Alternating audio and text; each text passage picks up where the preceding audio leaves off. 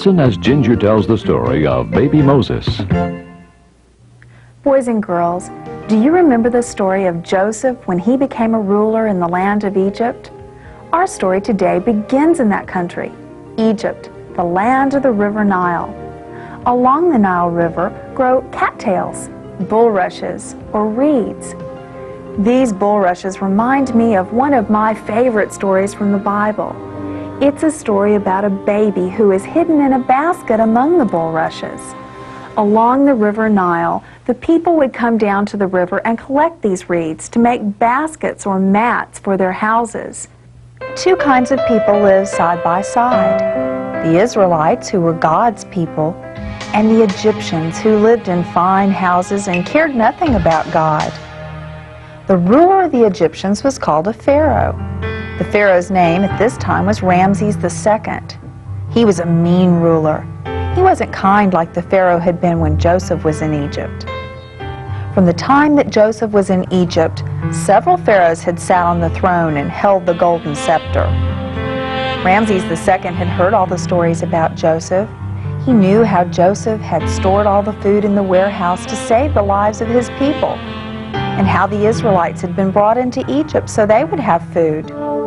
But Ramses had been watching the Israelites. He noticed how hard they were working. He saw their little children running around, and he began to worry. What was he going to do? Why, he could lose his power and all the control over Egypt. What if these Israelites try to start a nation? What if they become so strong I can't control them, he thought. But then he came up with a plan. He took all of them as slaves to build a new city. He put foremen in charge and forced them to work hard, very hard. Each person had a special job: mixing straw or mud with their feet, forming the clay. Some would carry the bricks to the building sites. If they stopped working, they were whipped. Ramses II looked over his beautiful city. He was so proud. But one day he was watching the Israelites work. He began to notice that they were getting stronger. Their muscles were getting bigger. He thought they could take over Egypt. He said, "I must do something." So he came up with a new plan. But this plan was a terribly sad one. He made out a decree to all the Israelites that the newborn baby boys must be thrown into the river Nile. When the Israelites heard the decree, they were so afraid. All of the baby boys must be thrown into the river. But there was one family who trusted God completely. That was Amram and Jochebed, and their daughter Miriam, and their little son Aaron. When they heard about the decree, they knelt down and prayed to God to please be with them. They thanked God that their little son Aaron was old enough to not have to be thrown into the river. Even though they were expecting a baby, they put their trust in God. Now the Israelites believed that God was going to send someone to deliver them from this new law and all of the hard work that they were forced to do. Amram and Jochebed believed God was sending them a very special baby, and they hoped their baby would grow up to be that deliverer. Soon the new baby came. It was a precious little boy. Jochebed held him close. She thought about how Pharaoh wanted to throw all the little boys in the river. How could Pharaoh take her baby away from her? As she laid the baby in the crib, she thought of an idea. With God's help, she would hide her little son. She called to Miriam. "Miriam," she said, "we can't let anyone hear the baby. If he makes a sound, you must cover up his mouth and keep him quiet. No one can know that we have him." So Miriam obeyed her mother. anytime the baby would make a sound, she would cover up his mouth and keep him quiet. Day by day, their prayers were answered, and no one found out about the baby. The weeks passed by. Now the baby was 3 months old, and he was crying louder.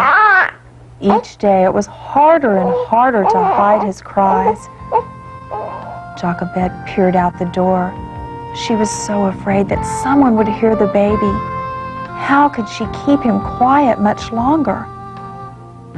So she went down to the river, and there she gathered up the reeds from along the banks and carried them back to the house. She began to weave a basket from the strong reeds. When the basket was finished, she covered it with pitch to make it watertight. Finally, the basket was ready. Now, what do you think she was going to use it for? That's right, it was the baby's new cradle. She put a soft cloth in the bottom, and then she laid the little boy down into the basket. And then Jochebed and Miriam walked down to the river. The tall grass was growing along the river Nile. They parted the bulrushes carefully and placed the basket on the water. Jochebed left Miriam there to watch the basket closely while she went back to the house to pray. The cradle rocked gently on the water. The little baby fell asleep. Miriam watched closely. All of a sudden, she heard voices. She crouched down in between the bulrushes. And then she saw a beautiful young lady dressed in silk and gold coming right toward her. Oh no, she thought. Why, that must be one of Pharaoh's daughters with all of her maidens. What if she sees the basket? As the maidens laid down their beautiful feathered fans, the Pharaoh's daughter began looking out over the water to look for a place to bathe. Suddenly, the princess cried, "Look, a basket! Go and bring it to me." Miriam was afraid. Her eyes grew wider. What would happen when they found her baby brother? The maidens held the basket before the princess. Slowly they lifted the covers. The princess gasped, "A baby boy! Oh, how beautiful! He must be one of the babies my father once killed. But I can't let this precious baby die. I'll keep him for my very own. And I'll call him Moses." Moses, boys and girls, means drawn out. And the princess had drawn him out of the river. Miriam decided she had to do something. So she ran up to the princess and said, "Would you like a nurse to care for your baby?" The princess thought for a moment. Well, maybe. That's all it took. Miriam took off running to get her mother. When she got to the door, she cried, "Mother, mother, come quickly. You must come to the river. The princess is there and she has the baby and she wants a nurse." Miriam and her mother rushed back to the river. When the princess saw Jochebed, she said, "Would you please take care of my baby until he's old enough to live with me? I'll pay you and I'll give you clothes for him."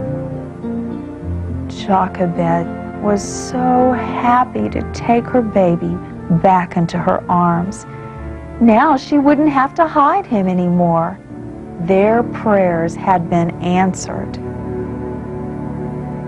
Now, while Moses was growing up with his family, he saw how the Egyptians treated the Israelites. He watched how hard his people had to work. He heard the cracking of the whips and the cries of the slaves. And every once in a while, he would visit the palace where the princess lived. He saw the beautiful things in the palace. And then he would think of how the Israelites were forced to work so hard. Jochebed taught Moses to love and trust God. She told him the stories of Joseph. She told him about the different kings of Egypt.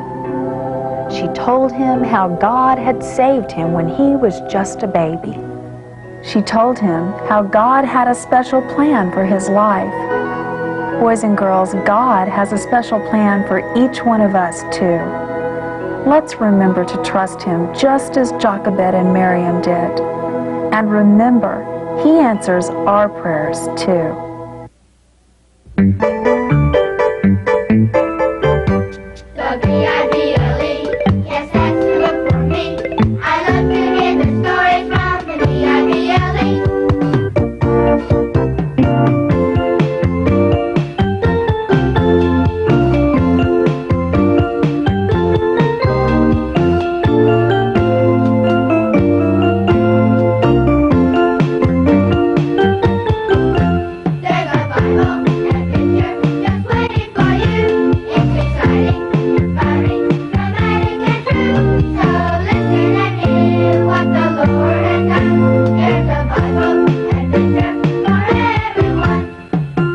Listen as Ginger tells the story of Moses the Deliverer. Boys and girls, you know the story of baby Moses. Like all babies, Moses grew up just like you're growing up. As a little boy, Moses lived the simple life of the Israelites with his family. From the time Moses was placed in a basket, God protected him. When Moses was 12 years old, he went to live in the palace with the Pharaoh's daughter. He looked around the palace and saw all the beautiful things. Moses could hardly believe all the things the Egyptians had. It made him think about his parents' house where he grew up. It was so different from the palace. It just didn't seem fair. When Moses was older, he would watch the Israelites while they were working as slaves. One day, he saw an Egyptian beating an Israelite. He became so angry that he killed the Egyptian. No one was watching. But instead of the Israelite being thankful, he was afraid. He said, "Who made you a judge over us? Are you going to kill me too?" Pharaoh heard what Moses had done. He was told that Moses was trying to overthrow him. So a death decree was placed on Moses' life. Moses knew that he was in danger, so he ran to the mountains. Here, he was alone. He had time to think and pray. You see, boys and girls, God was preparing Moses for a time when he would deliver his people, the children of Israel. One day, Moses was walking and thinking when suddenly he saw a bush. That bush was on fire. He moved closer. The bush was not burning up. Then he heard a voice coming from the fire. The voice said, "Take off your shoes. The place where you are standing is holy ground. I am God." Moses hid his face. Then God told him the children of Israel had suffered enough, and he was to go before Pharaoh. Moses was terrified. He stepped back. "Who am I that I should go to Pharaoh?" God told him to cast his rod to the ground. When Moses saw his rod turn into a snake, he realized that God would be with him. Now, Moses was convinced that he should go.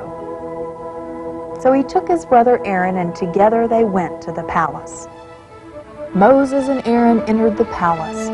They walked right up to Pharaoh and spoke in God's name. God says, "Let my people go."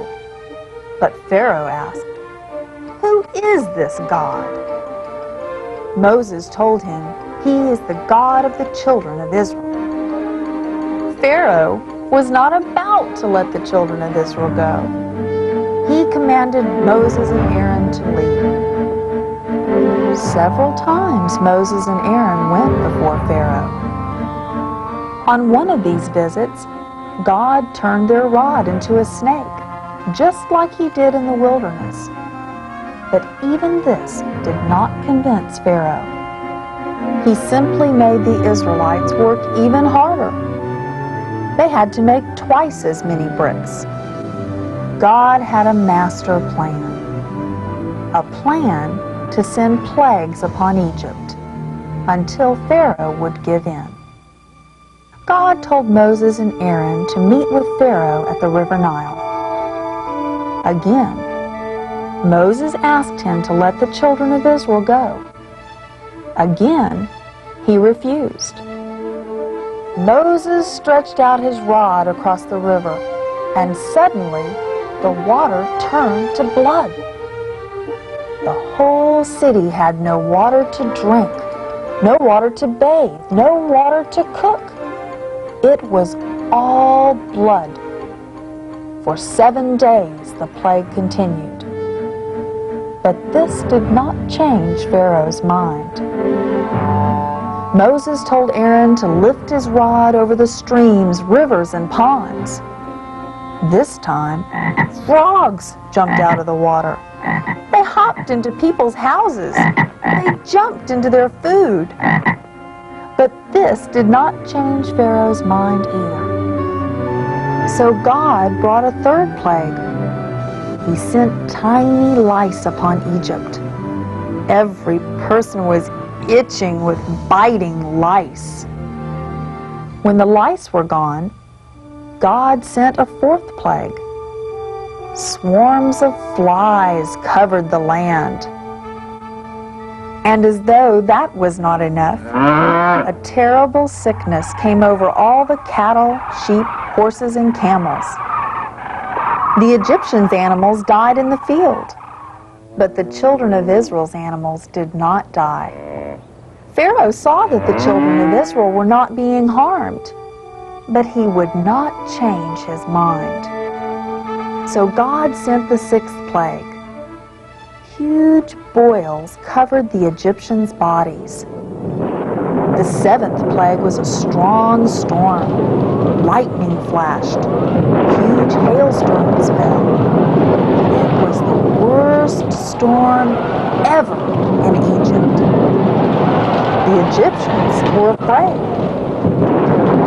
But all these plagues had not changed Pharaoh's mind.